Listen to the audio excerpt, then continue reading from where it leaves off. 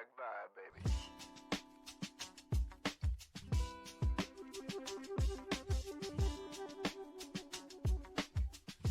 Welcome to the Cup of Joe Show, where we explore the journey of recovery from alcohol and drug addiction.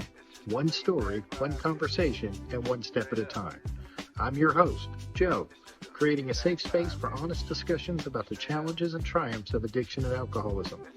In each episode, we'll hear inspiring stories and uncover tools that make healing possible. Sobriety is not a one-size-fits-all journey, and you don't have to face it alone. Recovery is possible, and it's worth it. Thank you for joining the Cup of Joe Show. Now let's get started.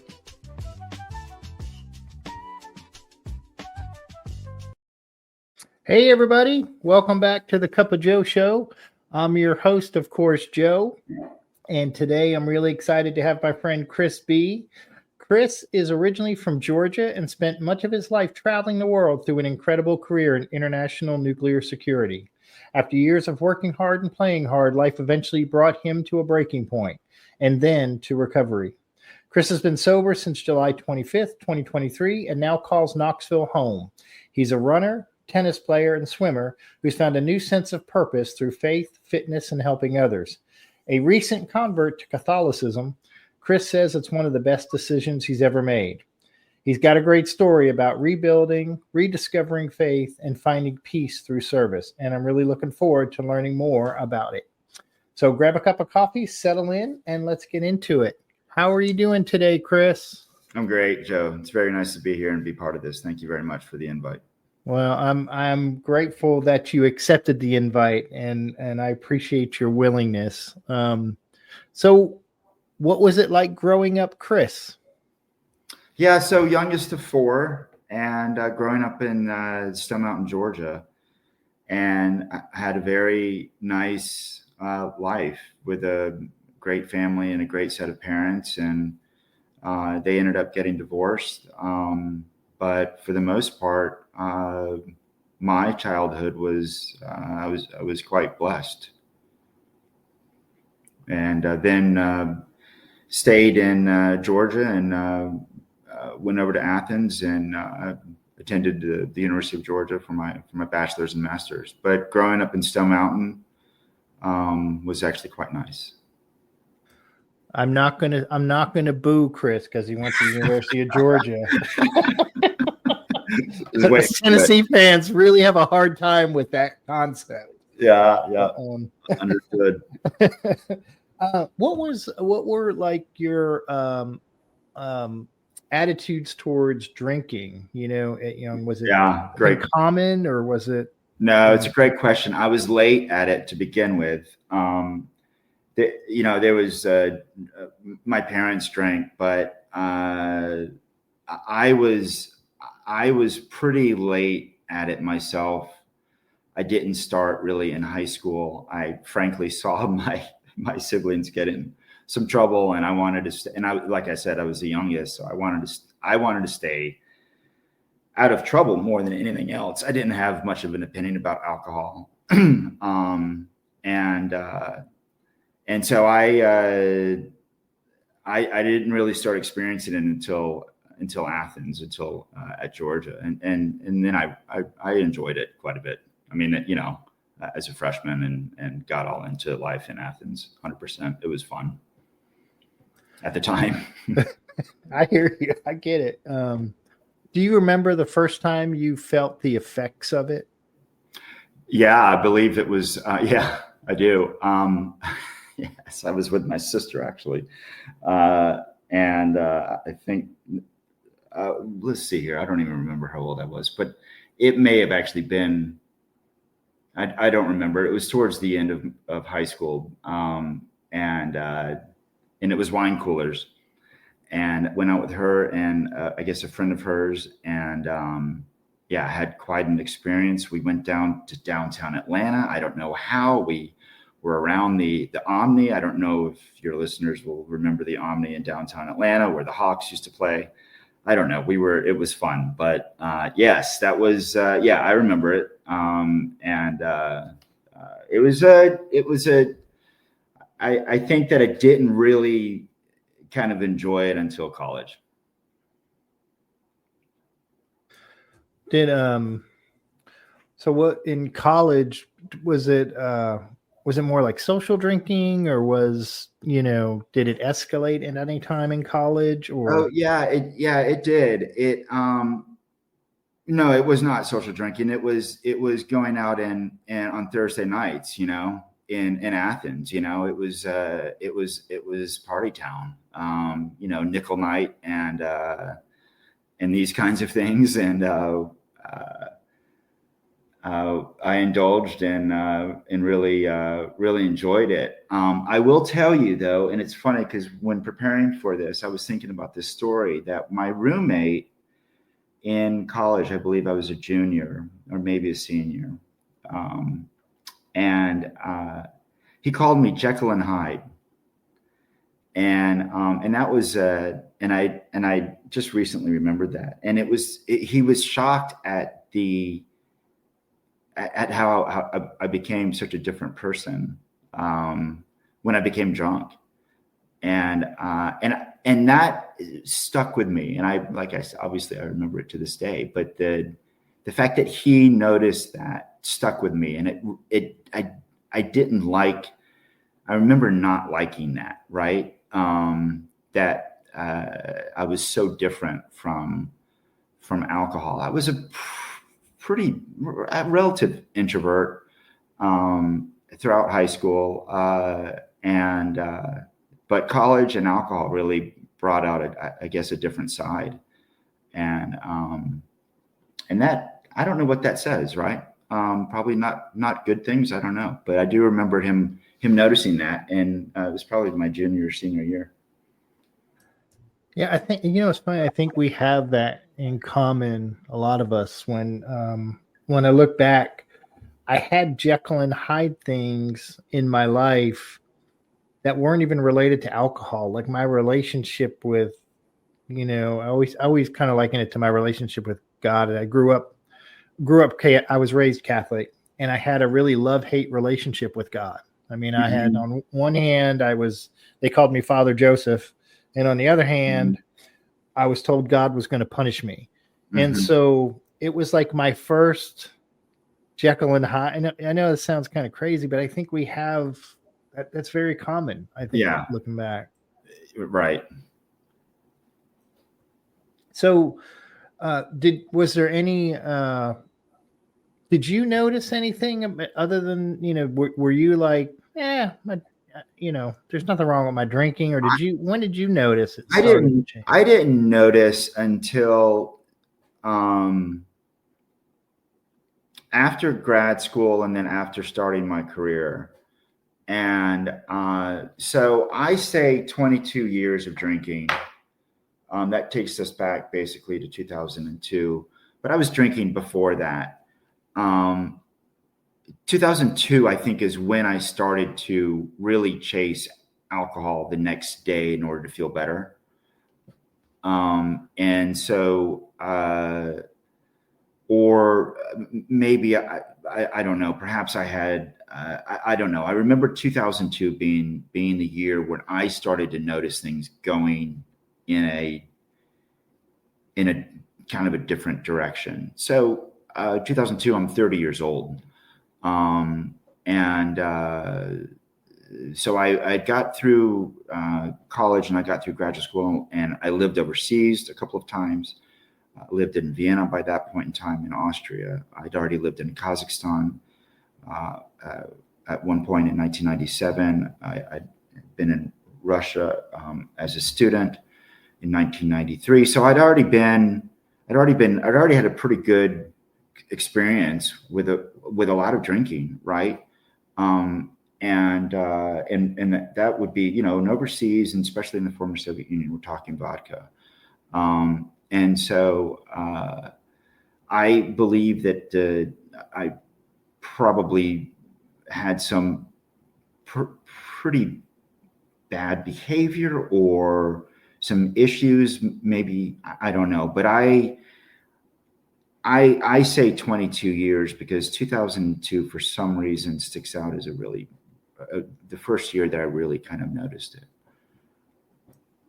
Was there anything particular that happened in that year that kind of stands out? No, I just think that it was perhaps me seen as this maybe a crutch. And I was working, obviously working very hard. My career at that point was 5 years into my career. And this was post 9/11.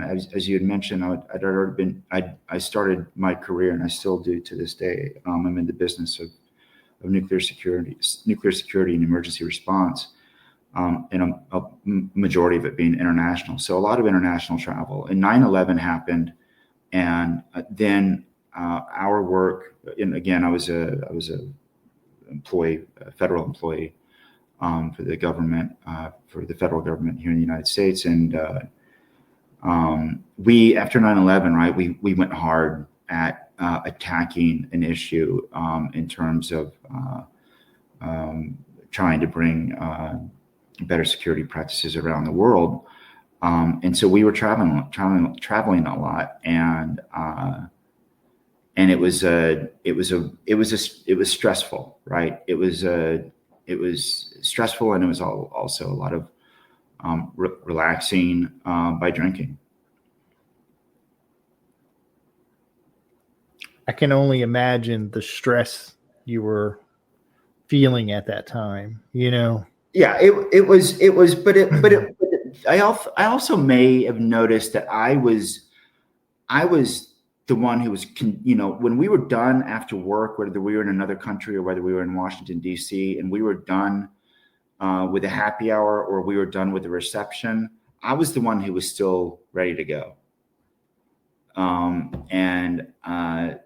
And would be looking for someone to join me to go to the next bar or go to the next whatever, right? And I noticed that I just had it brought out again kind of a different side in me, and I was in a good mood, and but then the next day you wake up. Especially if you're overseas, you're hungover, you're jet lagged. You're waiting for, might be waiting for that day of meetings to get over with, so you can get to the hotel bar, right? So it was pretty stressful. At the same time, I also knew that I was predisposed. There's a fair amount of addiction in my family on both my mother's side and my father's side. That obviously people can do their own research on the addiction gene, but it can act in if you've got the gene, it doesn't affect everyone the same way. And so I'm not trying to in any way, shape, or form defend myself because I had a genetic predisposition, not in the least. I was a lot of it was my own choosing and my own behavior. I think that is important to mention that I think of my own daughter now, Chris. I mean, she's predisposed. She has a genetic predisposition. Now that doesn't mean she will be an alcoholic if she drinks or drink alcoholically or Right. anything else, but it's important for people to be aware that that is an element. An environment is another. Our Right. choices are another. Right. So I think it all it's important to mention. I'm glad you mentioned that. And there was you mentioned. Sorry, Joe, but my sister is a recovering alcoholic, and so I knew that it was in the family in terms of an immediate family member, right? So I was aware of it. I wasn't completely unaware of the risk. She's an amazing individual, 30 plus years sober. But so it was there, but a lot of it was my choosing. I put the majority of my problem and what I got myself into to my own decision making and making poor choices. And then it just gets worse, right? It really just gets worse. and I wasn't aware of it, right? If you were to ask me, 22 years ago in 2002, or 10 years ago, or 3 years ago, do you have a problem, man? And I would say, no. I mean, no, I don't. And because I completely believed it. And that's a whole different, we could go down that topic very deeply, right? In terms of how the disease brings on this denial. And one of the great parts about recovery is doing the kind of the post-mortem. I'm able to sit here with you right now, and we're and I'm sorry, we might be jumping ahead in terms of topics, but if you were to ask me 3 years ago, do you see yourself doing a podcast with this guy in Knoxville on addiction and recovery? I'd be like, absolutely not. You out of your mind? But thank goodness I am, and thank God I am. Yeah, I mean, it's well, you were kind of going down a road. I was going to ask him, is like, what was like the biggest lies you told yourself while you were drinking? Because my old sponsor Mikey would always say, you're swimming upstream in a river of denial. Yeah, that's exactly right. That's exactly right. That's a great way to 100. Yes, river of denial. And people occasionally did ask me, but it's interesting how we all get away with it, right? We often get away with it. No, don't worry about it. Or no, I've got it covered. Yeah. Well, and I think a lot of it is we're fooling ourselves. Right. I think I think I was the last one to know I had a problem. Right. Yeah. Right. Same here. Yeah. 100%. Yeah, absolutely. So were there specific moments you tried to stop and couldn't, along the way? So I've always been a pretty fitness oriented guy, thanks to my family, thanks to my parents. Always a pretty sporty family, and if I was training for a 10K or for a half marathon or whatever, I was able to stop. I was able to stop for a little while. There were a couple of periods in time when I stopped for a month, and that is in hindsight, that's a very dangerous game. Because all you're doing is you're perpetuating. Obviously, again, you're not aware, right? So it's not like you're aware of something and you're pushing it intentionally. If you're completely unaware, then you're completely unaware. But I remember, convincing myself, I got this. This isn't, I went a month. This is going to be. I don't have an issue. And Joe, I was watching others around me who had problems, and I lost a very, very, very good friend, a very dear friend, to alcohol, and that was a wake up call. I was in his wedding, and then I was in his funeral, and that was an awful experience to witness, and love that man very much, and I miss him every day.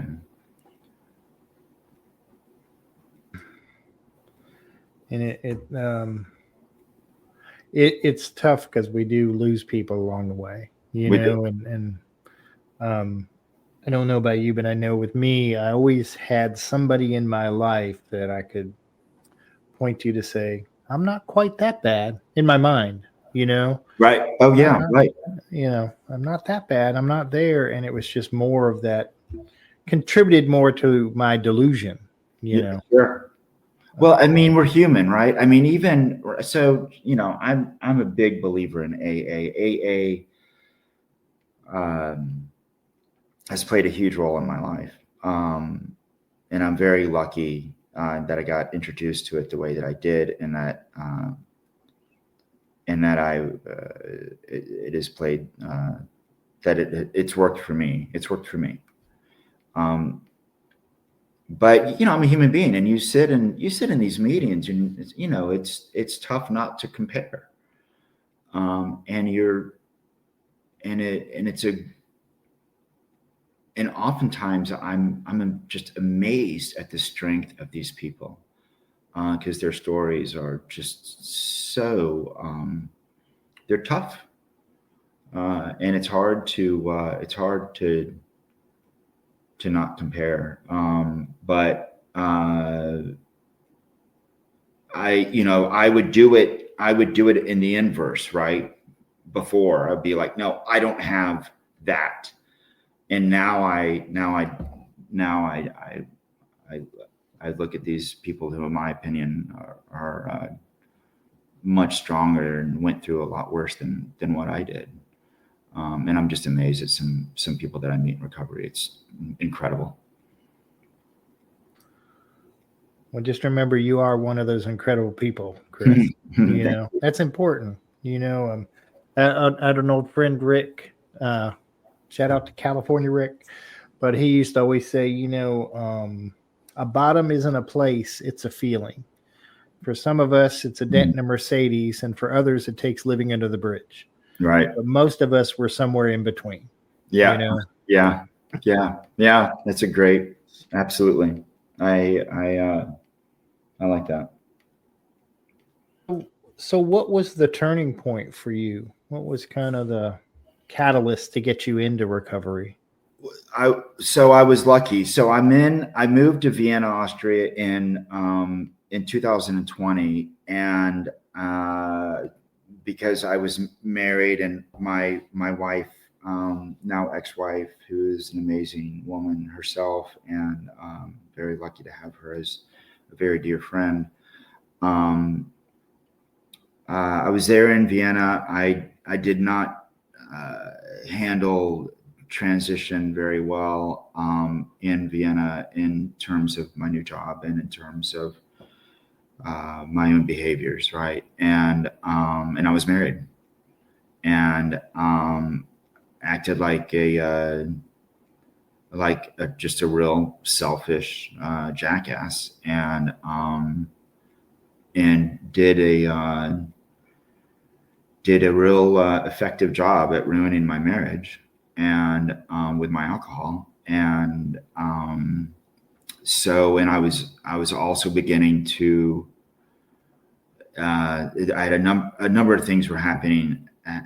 Everything kind of came to a head in 2022, 2023, with my drinking really beginning to peak, and then my health taking a turn. I ended up not extending a contract for my job. I had an offer to look at another opportunity in Vienna. I didn't pursue it. I was okay with not working. I was a bunch of things were happening at once. I lost my house in Arlington, Virginia, due to foreclosure. So I was looking at, even though I wasn't aware, and then of course my health was a complete mess. Little did I know that my liver enzymes were going through the roof. So divorce, job, money, health, friends, family, not sleeping, beginning to shoplift alcohol at the supermarkets in Vienna, and a couple of incidents with the police to throw in, and I was and I had in November of 22, I had a seizure. I had a seizure from acute alcohol syndrome, and passed out at a bar, knocked my head open, rushed to the hospital. So it was between November of 22, I had a bike accident in Vienna. I crushed my shoulder. It was one thing after another. And little did I know that my mother and my best friends here in the States, they were organizing an intervention. And that was the turning point.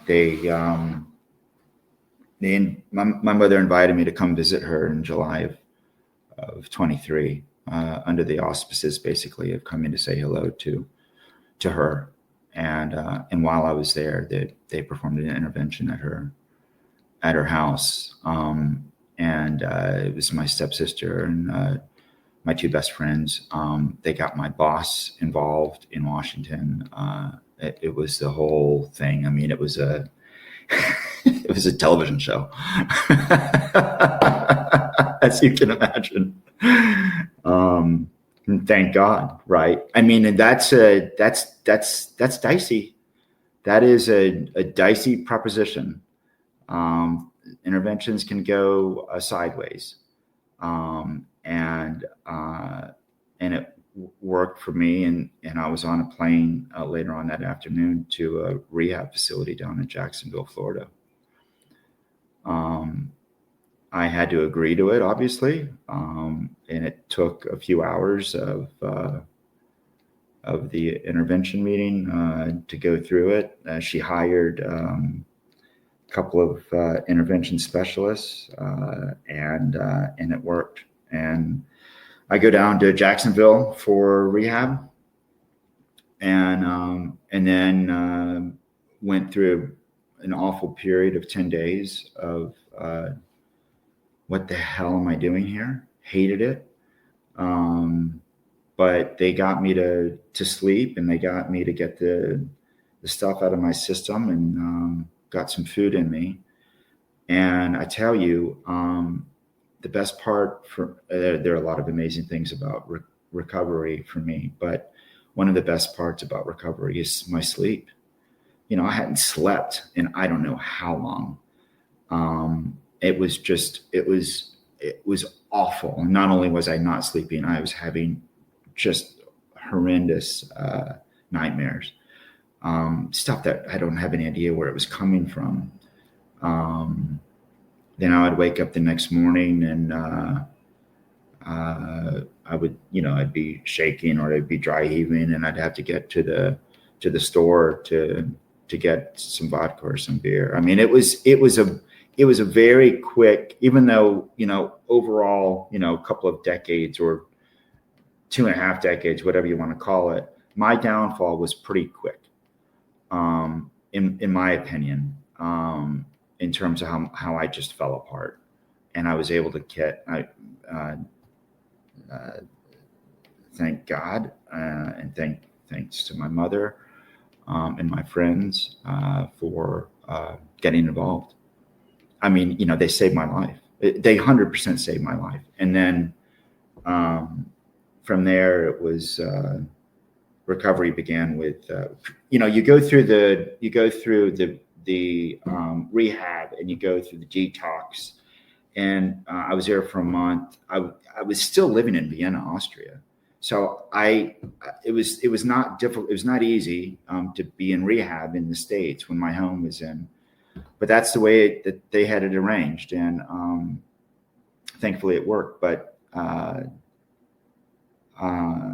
while in rehab, I was introduced to AA, and having known that my sister had, again, 30 plus years of experience of recovery, and her positive experience with AA, I embraced it. Even though I wasn't sure about my higher power, thankfully I was baptized when I was younger. Grew up Methodist, and I've always been deep down. I knew I was a person of faith, and so that helped as well. but AA with or without faith, AA works. I've seen it on, it works for everyone. It's not necessarily for everyone, but it has a pretty good track record. So what? I rambled. Sorry. No, you did fine. Keep rambling, Chris. The less I have to talk, the better people out there feel. They get to hear a new voice. You got it. My pleasure. What were some of the unexpected challenges early on in recovery? So look, so rock bottom, right? And it had many different elements to it. First of all, I had to. I decided that I wanted to live, Joe. Okay, so that was a huge aspect to all of this. I made that decision in Jacksonville, and that gives you, in my opinion, that gives you a pretty big leg up. And then I was a believer in AA. So here I am. I'm in Jacksonville. I'm about to go back to Europe. While I'm in Jacksonville, I get on the internet and look up, is there AA in Austria? And sure enough, there is. In Vienna, there are two English-speaking groups. And not only is AA prevalent in Europe, it is incredibly prevalent and successful. And that's pretty interesting. That's a great story in and of itself, also because of the acceptance and the amount of drinking in Europe, right? But here's this American concept. I don't know when it was, for lack of a better term, I don't know when it was exported to Europe, but it's thriving. I mean, it is thriving. And so I knew I needed to get into a meeting. I knew I needed to get into a group. I knew I needed to find a sponsor. And so that was, and I was able to do all of those relatively quickly. Even still, I wasn't sure if it was for me, but my sponsor, Matt, an Australian individual, an amazing individual, and he did it for me and got me through the steps and really opened up my eyes. And I didn't have a whole lot of struggle with cravings, and I'm not sure why. So I think that part of it was my age and being 52 or 51 at the time or whatever. And knowing that if I wanted to live, then I had to start taking things seriously. And so there's a fair amount of self-will there, right? That I wanted to get back on track, and I wanted to be happy. I wanted to be happy. Not to mention the fact that I really enjoyed, you're going to laugh, I enjoyed the feeling of good sleep, and I enjoyed the feeling of 3 meals a day, and I enjoyed the feeling of waking up and knowing where my keys are, and knowing where my glasses are, and knowing where my wallet is, and I enjoyed not having to wake up and look through my phone to see what kind of awful texts I'd sent the night before. So it just was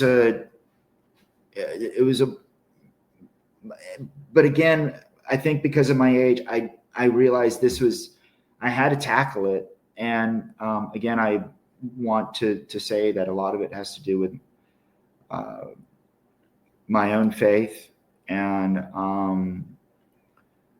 then AA and my sponsor. It is not easy. So I am 2 years plus a few months, and I do not take it for granted. I have no idea what's going to happen tomorrow. So what I do is I focus on the step in front of me and not the staircase. I try not to stare in the rear view mirror. There are a lot of these cliches that you learn in recovery. They're cliches for a reason because they're true. But I try not to focus there's a lot of resentment early on. Actually, now that I remember first coming out, Joe, of rehab, I was furious. I was furious at my family. I was upset with the fact that they chose a location in Jacksonville instead of in Georgia. So I wasn't, but it was at the recommendation, and it made sense. I get it. But in the beginning, I was really quite angry with the whole thing. It took a number of months, and thankfully I got a sponsor, but it took a couple of months of some distance from rehab in order for me to fully understand how powerful rehab was. But I didn't drink. I knew that if I did that, it was a huge risk for me, and that it could potentially kill me. I was suicidal, and I was in very dark places, and I knew that I couldn't drink.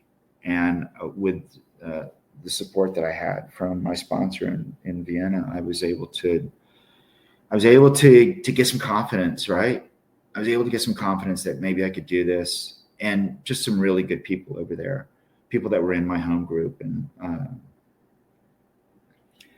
a couple of Americans, but it wasn't an American group. It was a group of Russians and Austrians and Germans and Spanish and Swedes and Finns. And I mean, that's pretty inspiring to hear a Russian or a Ukrainian. I love the two countries. I've been to both of them quite a bit. So I don't mean to disparage Russia or Ukraine, but they drink a lot. And to see recovering alcoholics from those two countries in AA talking about their feelings in front of a group of strangers, I found to be very inspiring.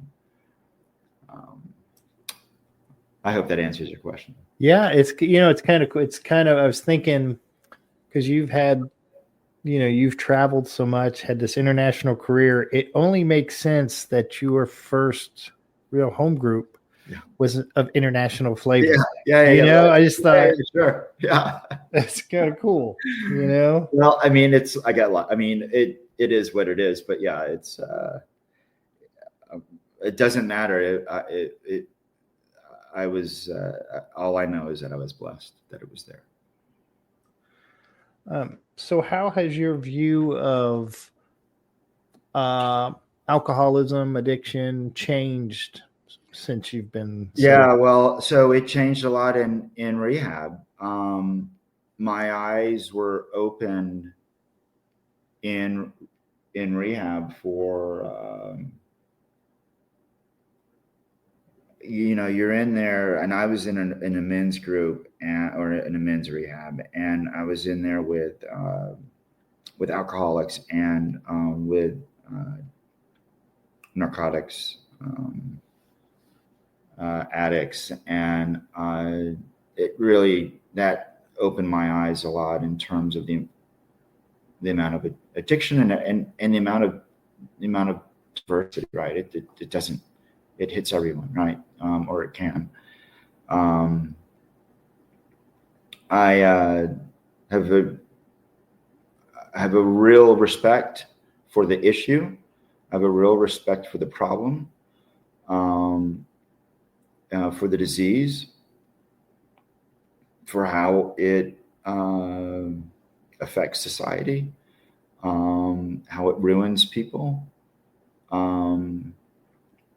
And so it's something that I take very seriously, and I live my life thankful, 100% thankful that I'm a recovering alcoholic, because it has really opened my eyes to the world, and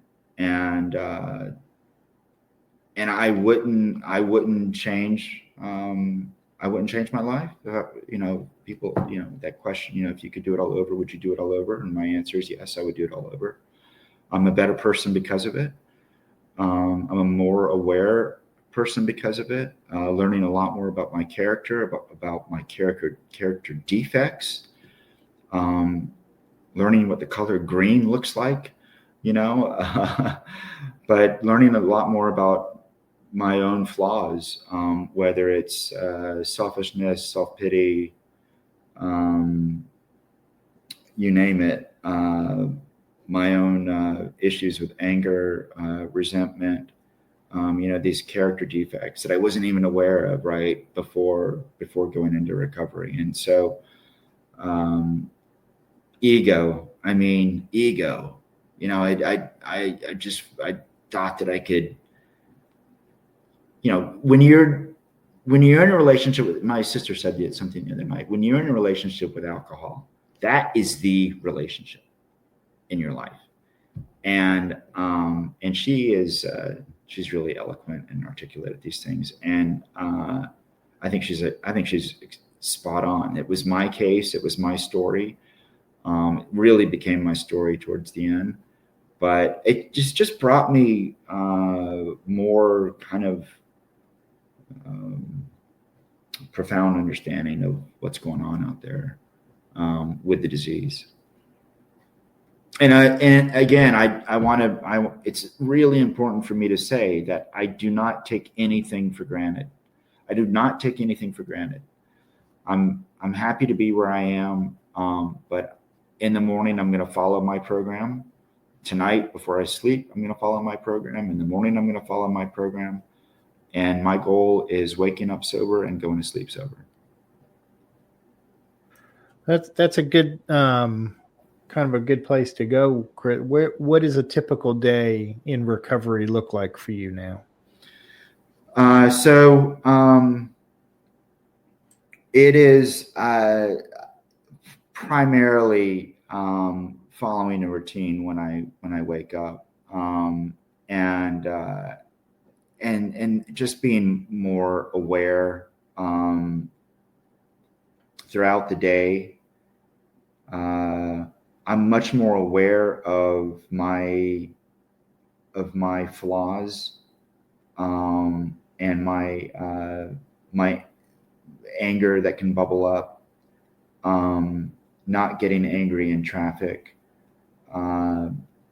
whatever it is. And there are times when I still have had episodes of behavior where I'm not proud of it, but I'm a lot more aware, and then I participate in a couple of groups, recovery groups, during the week, but for the most part during the day, I think it's just a greater self-awareness, and then I'm really lucky. As you said, I was when I was living in Europe. You're living in Europe, and there's a lot of Catholic churches in Europe, right? And so I would go to a lot of Catholic churches just for, if I felt like going to church on a Sunday, I would go to a Catholic church because they're on every corner. Then when I moved back here in 2024, I decided that I wanted to take it seriously about what am I doing with my own faith, and decided to convert to Catholicism. And so that plays a big part in my daily program. And then of course I don't know. I think I've always been a pretty decent listener. And so I just try to be more present, and when someone needs my attention or if something needs my attention, I give it my attention. But it's not easy. I didn't have any struggles today with cravings. Hopefully tomorrow I will not. And I've got ways for reaching out to people if I come across a problem like that.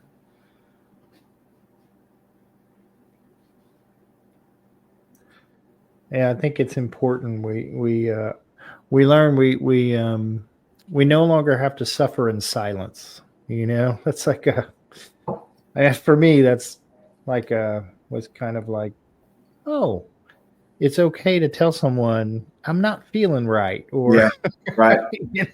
I need some help, or it's so opposite of, I think, how a lot of us have been raised to, we should be self-sufficient, and we should be uh stand on our own 2 feet, and all that stuff is true to an extent. We need to be willing to ask for help when we need it, and that's Yeah, important. and also, I feel like I'm a little bit more aware about offering to help. And I've got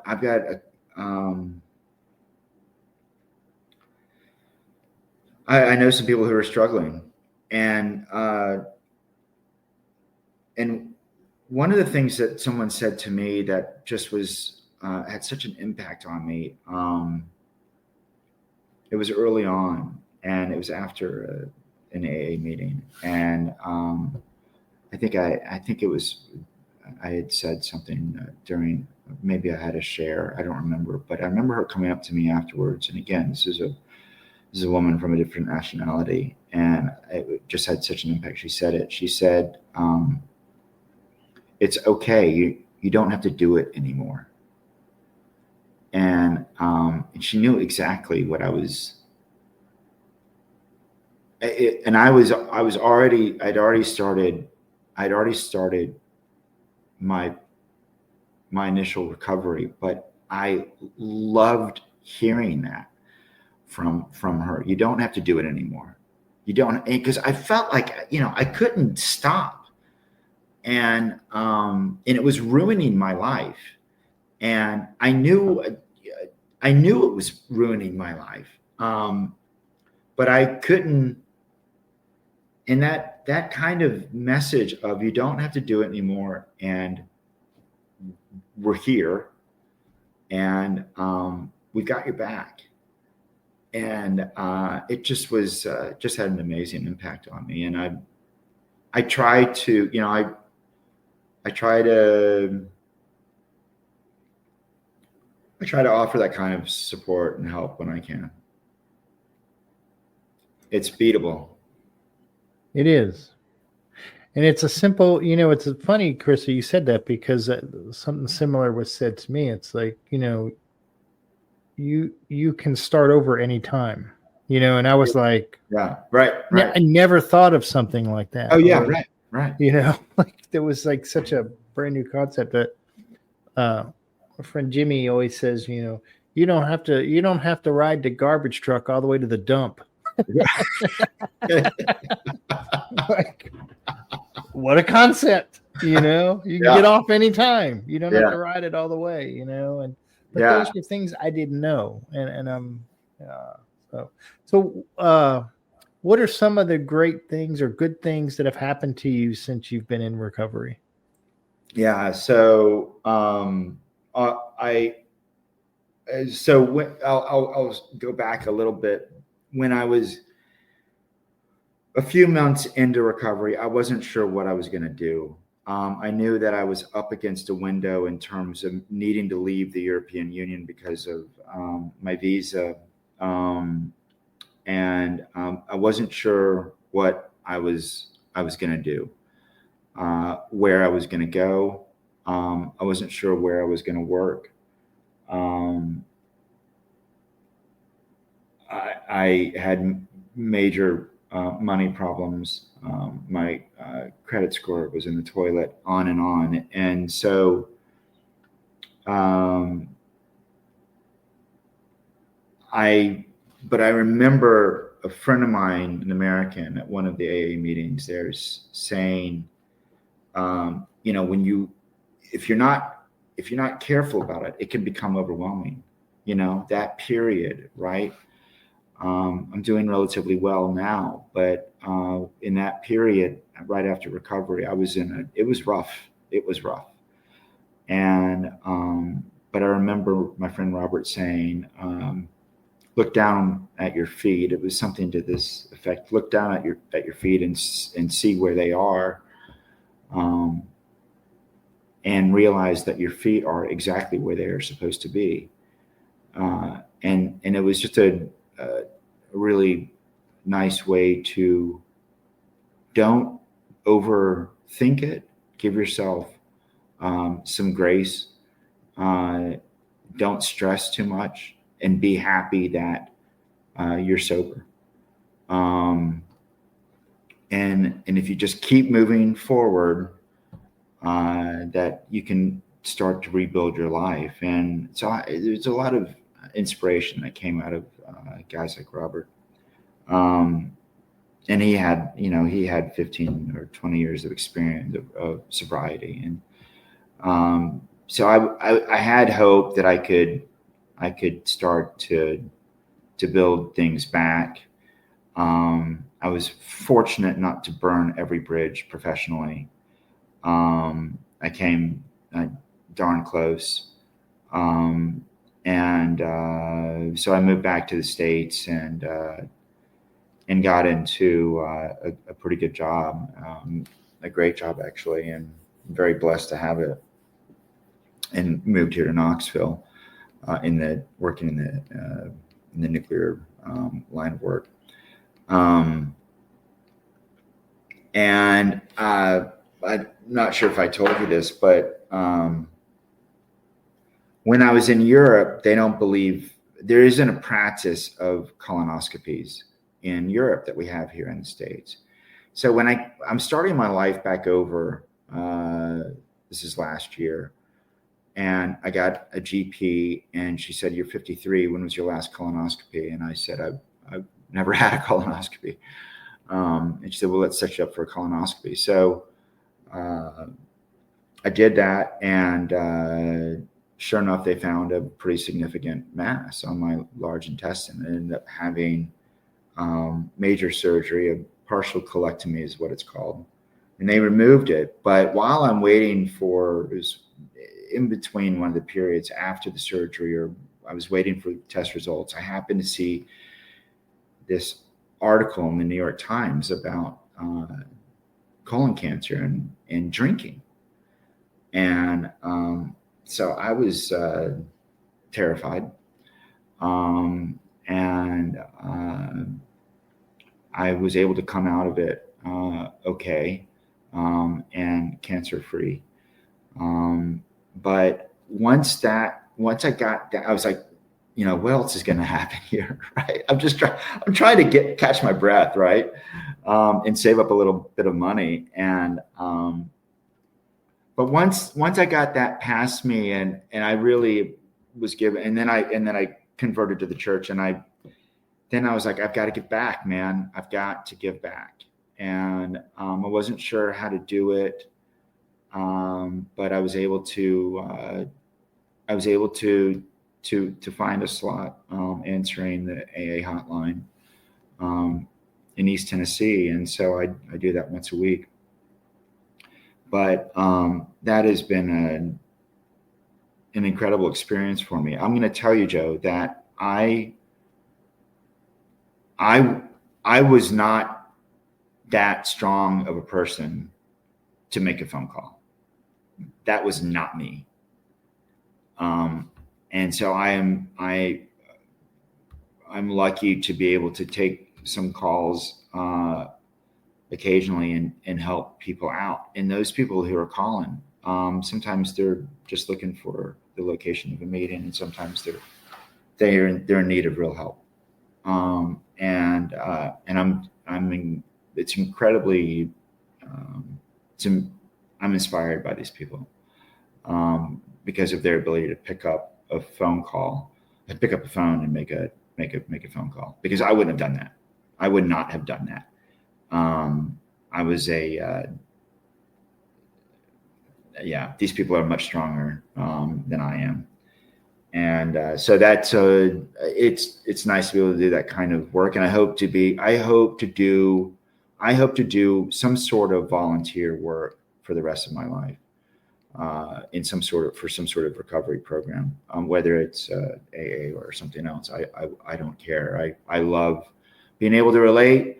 Again, my story is not your story, and our story is not the same as anybody else's. Everyone has their own story, but I know for a fact that I suffered from a very serious disease, and it wasn't all my fault, and a lot of it was my fault, and I would say the majority of it was my fault, but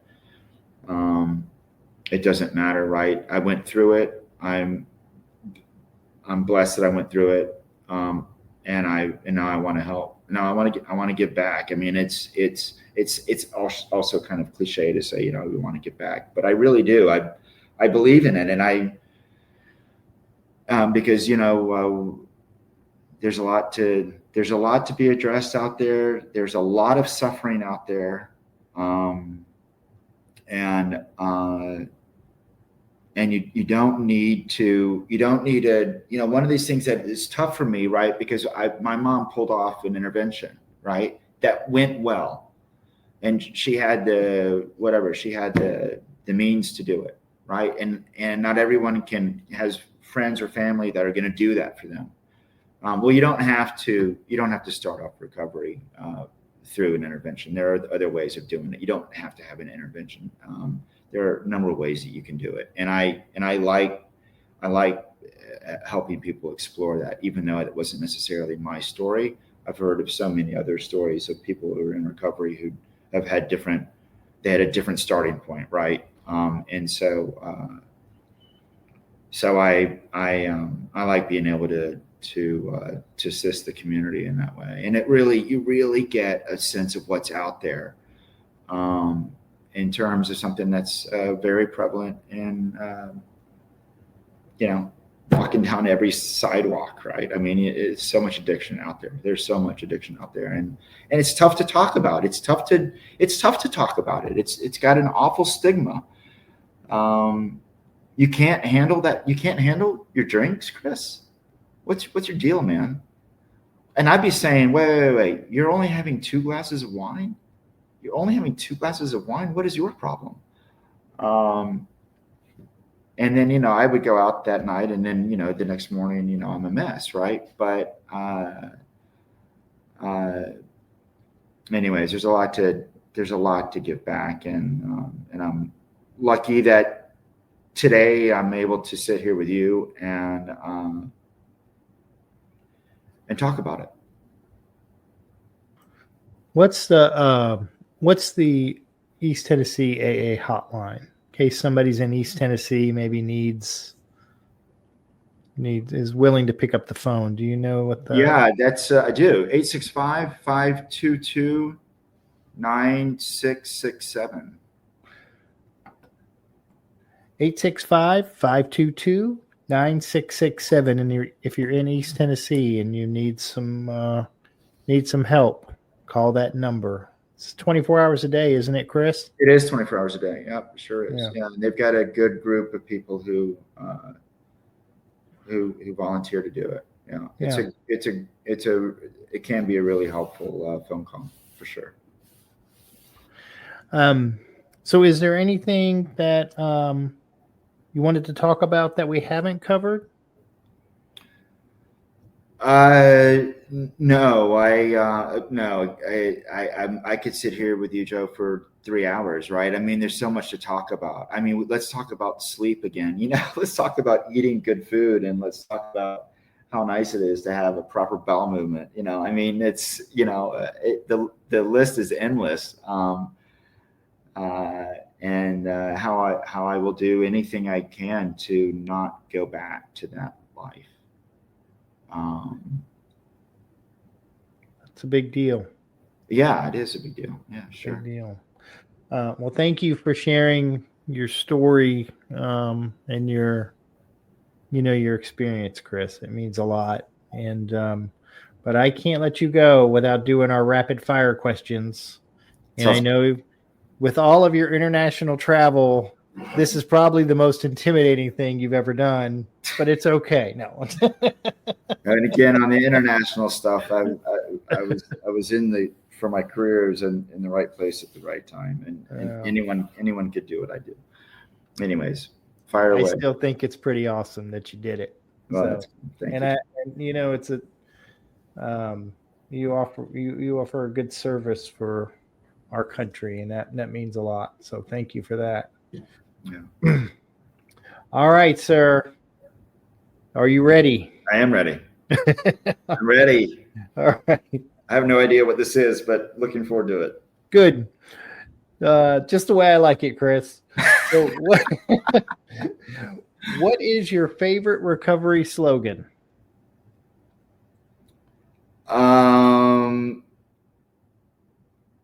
Okay. Well, so it touches on faith, but God brought me to AA and AA brought me to God. What is your least favorite recovery slogan? Well,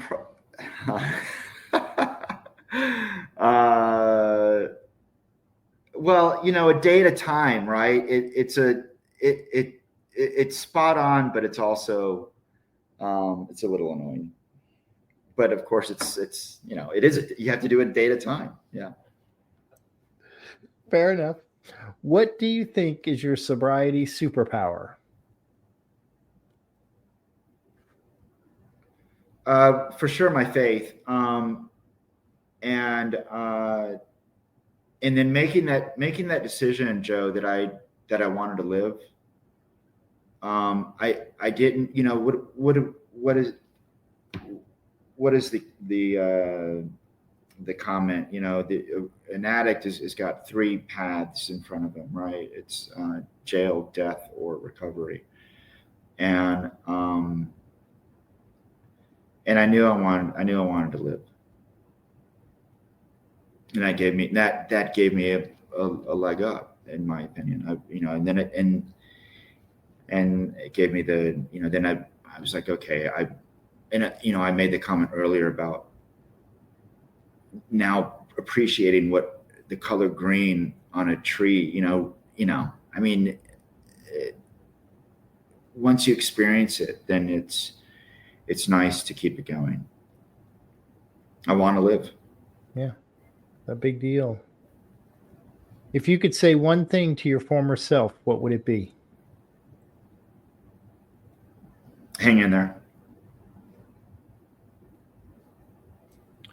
What song do you play to lift your spirits when you need a boost? Okay, well, having grown up in Athens, Georgia, at the University of Georgia in the 90s, any REM song from the album Life's Rich Pageant, or I'm a classical music fan, so Beethoven's Seventh. I have to say, as a Tennessee fan, I was hoping you'd say Rocky Top, but that was probably. Joe, I'm going to tell you something. I went to the Georgia-Tennessee game a couple of weeks ago, and that was my first time in Neyland Stadium, and that was my first real experience with Rocky Top in that. And I was wearing my Brock Bowers Georgia jersey, so I knew I was kind of playing with fire. I had the best experience there. We had the best experience. The fans were excellent, super great people. I really got into it. I mean, that stadium was unbelievable, and Rocky Top is such a great song. And then so I'm not ever going to convert to being a Vols fan, but I'm a little bit more. I've got a softer feel for Tennessee versus Florida. That's for damn sure. We will take that as a win, people. We appreciate that. If you could grant yourself one wish to help with your recovery, what would it be?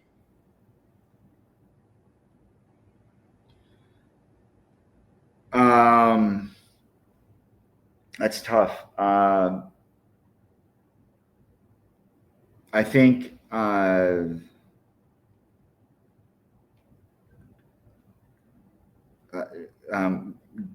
learning how to breathe deeply and figuring out a way to calm down, right, in the panic of it all.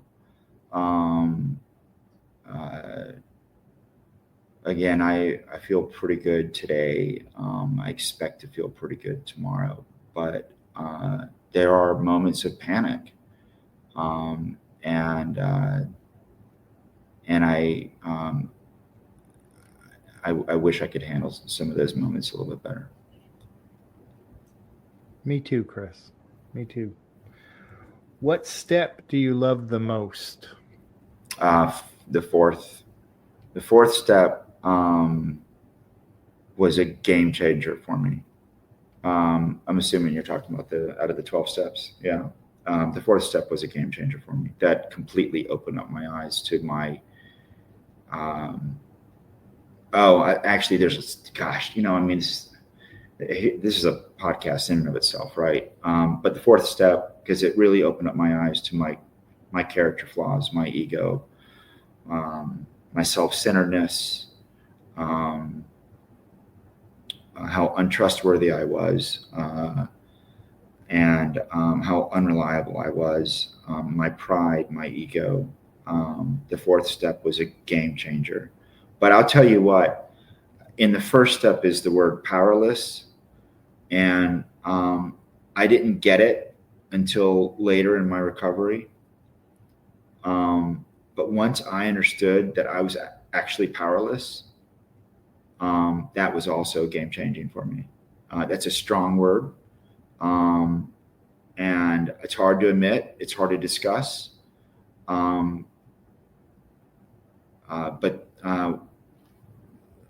So first and fourth, and the step on doing the actions and the amends. I mean, I got to be honest with you. I didn't finish. I didn't finish one of my amends until just recently. So I finished the, quote unquote, finished the steps in December 23, January 24. But there was someone that I had not the time. I also didn't have the wherewithal, the personal wherewithal to confront this person. And that was a little bit of an issue of geography and not being in the same cities. But I also did a pretty good job of denying that I needed to do it. And I finally realized I got to do it. And I spoke to my best friend. I said, I think I've got to do this still. And he's like, I think you got to do it, Chris. And I did it. And it was, that was a very powerful experience for me. And he probably doesn't realize how important that was to me. And he's not supposed to, he didn't need, I don't need a hug from him, but the fact that we had a conversation was, so yeah, I hope that gives some good anecdotes. Yeah. You're going to love this next question. What step do you love the least? I'm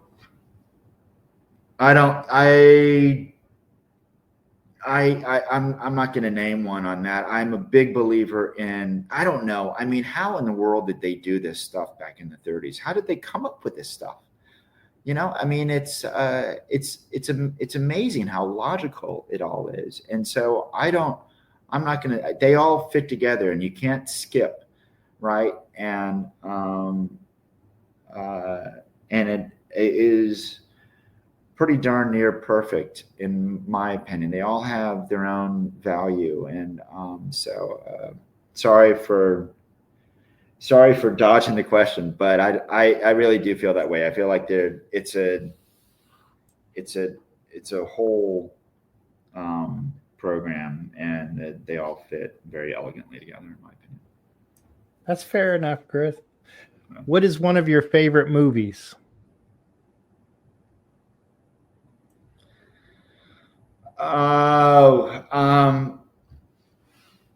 Manchester by the Sea. I'm going to say Manchester by the Sea is a great movie that I just happened to see recently. And I'm going to tell you why, and I'm going to tell you how it relates. Resentment is a big part of recovery, and getting over resentment is a big part of recovery, right? Getting over your behavior, getting over being embarrassed, getting over things that you did to other people. I don't know of an alcoholic who hasn't hurt others. Maybe that person exists, but I don't know. I think that a lot of us that have gone through this have hurt other people, and you're going to resent that. And I resent to this day. I'll always resent what I put my ex-wife through, first and foremost. What I put her through, and her two beautiful kids. But you've got to get over it. You got to get over it. You got to get over it, and you got to move on, and you can't let it weigh you down. And you can't stare in the rearview mirror too much. And that movie is about. For those who know what the movie is about, it's an really rather awful and tragic story. But it's in my opinion, the story is about him forgiving himself and moving on. And so I could watch that movie. I mean, it's a good movie. Yeah. And finally, if heaven exists, what would you like to hear God say when you arrive at the pearly gates?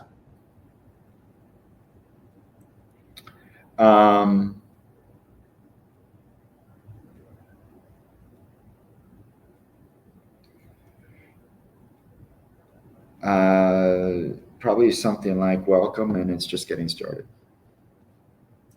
That'd be pretty cool. Chris, thank you so much for sharing your story, for your willingness to be so open. And it means a lot. So thank you for that. Yeah, Joe, real pleasure. I loved everything. Actually, it was really, really cool. Thank you for being a nice and helpful host and taking me through it. You know, again, you don't think that you're going to be doing this kind of thing. And so it was really nice. Thank you. Yeah, you're welcome. And for the rest of you out there, please subscribe to our friends at thedailyponderables.com, your recovery source for inspiration and encouragement every day. A new episode of The Cup of Joe Show is released every Thursday at noon. Visit thecupofjoeshow.net, or you can listen to the show on your favorite podcast apps, Podbean, Apple, Spotify, YouTube, and others. Just search for The Cup of Joe Show. Don't forget the "the." Please like, follow, subscribe, and share, because someone out there needs to hear this today. Have a good day, everybody. It's just a laid-back vibe, baby. We hope you enjoyed today's Experience, Strength, and Hope. We are so grateful you decided to join us. Please share this episode with someone who might need it. Also, don't forget to like and subscribe.